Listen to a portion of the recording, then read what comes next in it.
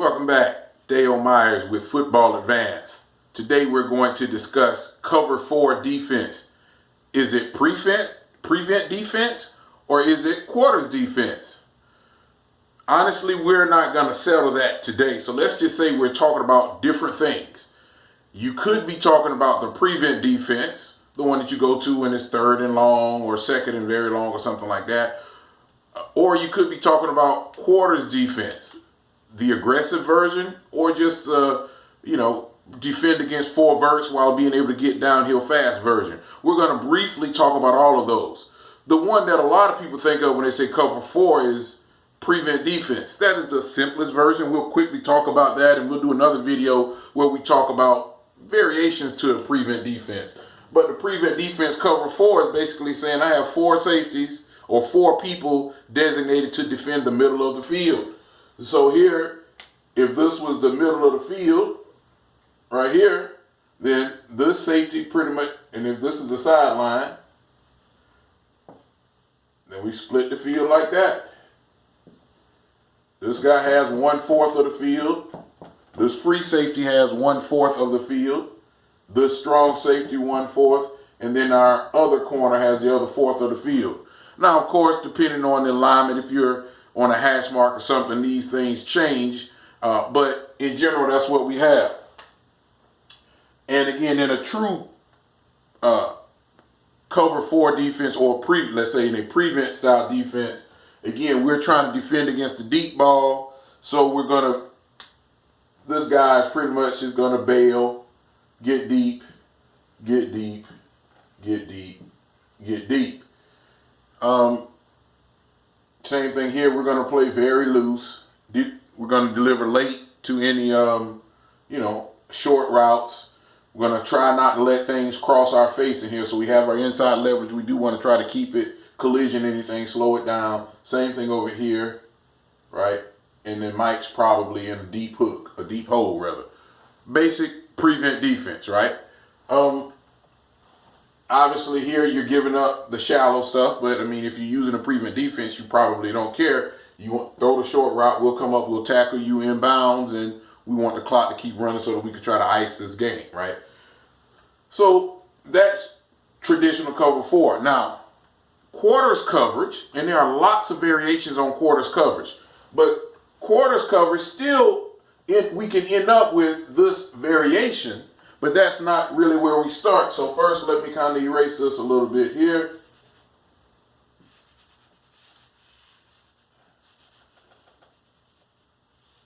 So in quarters coverage, you have to decide how you want to play it. Let's talk about alignment. There are a few variations, but normally this corner is going to have outside leverage. Your corner is going to have outside leverage. Your free safety is really, normally you want this guy kind of inside of the number 2 receiver. And remember, this first receiver from the sideline is number 1. Number 2, go to the other sideline, number 1, number 2, and number 3. Of course, this guy can become number 3 if he goes to the other side. All right.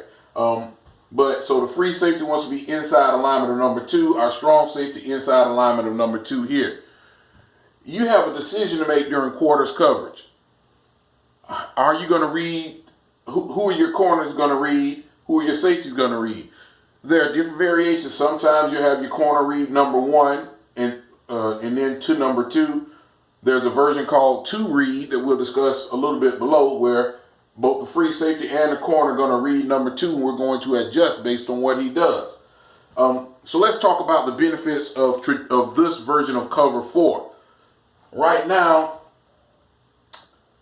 I have 7 people around the box here. If you count my 4 linemen and my 3 linebackers, I have 7 people near the box.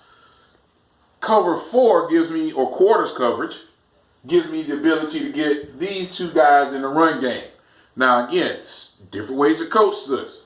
Some people will say we're going to read, they'll have these safeties here reading the end man on the line of scrimmage, and if they get a pass run, then their eyes go to number 2.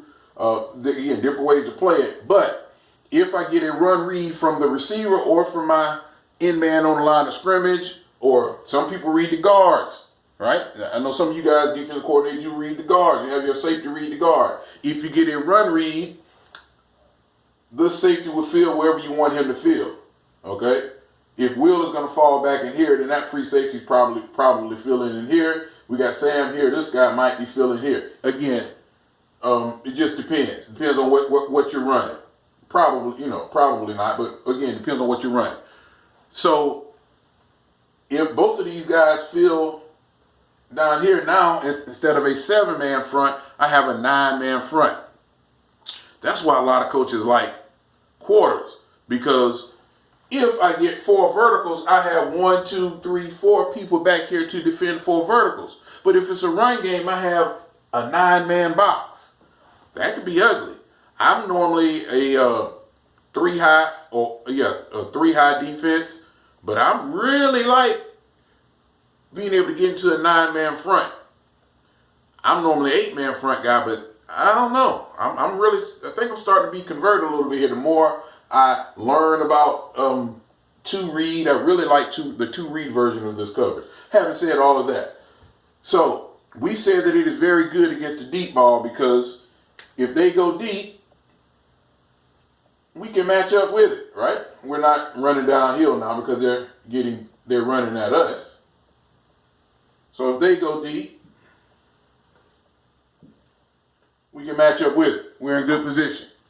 This free safety is going to bail, of course, keeping inside leverage here. Same thing here. We're going to keep our leverage. This corner this corner should have outside leverage over here. So we're in good position. What's the problem then? Well, the problem with this defense is what I stated earlier. This Will has to cover the hook or curl zone and get to the flat very late. Same thing over here. Hook, curl, get to the flat very late. And the Mike has deep hook, middle hook. The problem is we have 3 defenders to cover this whole strip right here. And as an offensive coordinator, I can come up with 10 different ways to flood that zone. All right. So, for example, first one, let's say we didn't go vertical. Vertical is easy. What happens if we ran hitches over here? Well, the corner's bailing, right? The free, he's reading number 2, but he's flat foot reading. So again, some people have this guy backpedal. Some people will have him flat foot read to see what number 2 is doing. Again, different ways to coach it. But he's not coming downhill. So if I'm throwing hitches, only person that can make the play is this Sam backer, right? Well, if Sam is inside, then I'm throwing it outside. If Sam runs over here, then I'm throwing it here. So the quick game can eat up the cover 4 defense. Mesh routes, where we have, if we ran a mesh route where we had this guy cross here, and instead of going vertical, this guy crossed about a yard behind him. That's ugly. One of these guys is going to pop open here in one of these zones. Because remember, this guy's expanding, right? This guy's expanding, so Mike is going to be left in here by himself. One of these are going to pop open, and against a good team that works on the mesh, they will eat this alive. So while it is great against the deep ball, it is great that I get to run these 2 safeties down here into the box against the run, allow them to be very aggressive against the run. If you're going against a team that works on their quick game, you better have some variations, right? Now, we're going to quickly talk about some of those variations, but I also kind of want to talk about some other things here. Let's see. One thing I did mention, like normally this corner's job is, even though he has outside leverage, he does want to kind of funnel this guy, this number 1 receiver in towards the safety. Not as aggressive as they do in the cover 2 defense, but we still do want to do that. So I did say, what happened if the free safety got a run read? This is worth talking about. If the free safety gets a run read and he comes running downhill, let's say that you were reading the in-man on line of scrimmage and you got a down block and a turnout block, and you saw this coming here. Well, your free safety comes, but then we come right behind him with a double post, or this route. Occupy that guy vertical and then put a post right here. Yeah, that's kind of trouble, right? That's trouble. So what has to happen? Even though I said this guy has to funnel number one towards number two, he also has to know what this safety is doing. If this safety runs downhill, this corner now is no longer a quarter safety. He now has this whole, he's a half field safety. He has this whole half of the field. If that free runs down, this corner has to get his behind over here. He's in a bind. He is in a bind. So a guy like myself, again, I'm really an offensive guy, although I've been a defensive coordinator a couple of times. An offensive guy like myself, we would do this. We would put you in a run-pass conflict. If that's your read, and we would scout you, we would know what your read is. What are you reading? We're going to give you the read that's going to tell you to come downhill, and we're going up top for some money right behind you, right? So one thing, you guys, if you're going to run this, you better know coach your corner so that when the free disappears, he now is a half field safety. And then there's another thing that we need to talk about. What if we get let's look at some routes. Some route combinations very quickly. Over here, let's say we got scissors, good old school deep scissors, a corner and a post. Well, my corner is supposed to be running with number one, so you have a choice you have to make. Where do you define deep routes? Is it at 7 yards, 8 yards, 10? You have to define that based on your guys. Keep your guys in mind. And then at what point do you tell them this is your man? Because if this guy breaks out off at 10 yards, is the corner going to run with it? Or is he going to pass it off to the free? Same thing here. You have to define what's going to happen. So rub routes, now again, if you just tell them, hey, you know what, just bail, stay over top, and this guy will run into you, you could do that. I don't know if that's practical always. But you do have to define what do you call deep routes and how you're going to play this. There's a concept called man only deep, MOD. I'm going to play zone, but then once he declares 10, 12 yards, it's man. So if it's man only deep, then after 10 or 12 yards, he's mine. I got to run with it. Same thing here. Now, if that's the case, then now we got rub routes. So deep rub routes against man only deep, that could be a problem. So let's look at a couple other routes, and we're going to come back to talk about, there's another variation, man everywhere he goes. But let's look at this first combination here. What if we got this vertical route here? Again, depends on what you're reading, but if this guy's deep, this corner should be deep, unless you're running two read. This free safety sees number two go out, you have to decide, do you want him to just bail and stay over the top, but just kind of bracket him, but get inside of him? Or do you want this guy to kind of cut underneath, more of a robber kind of thing? If you do that, you could get this route here, and instead of this route, maybe this guy broke off and ran a curl. All right, so in a robber coverage, we would tell this guy to get underneath and rob that curl. So again, different variations. We'll do another video on that.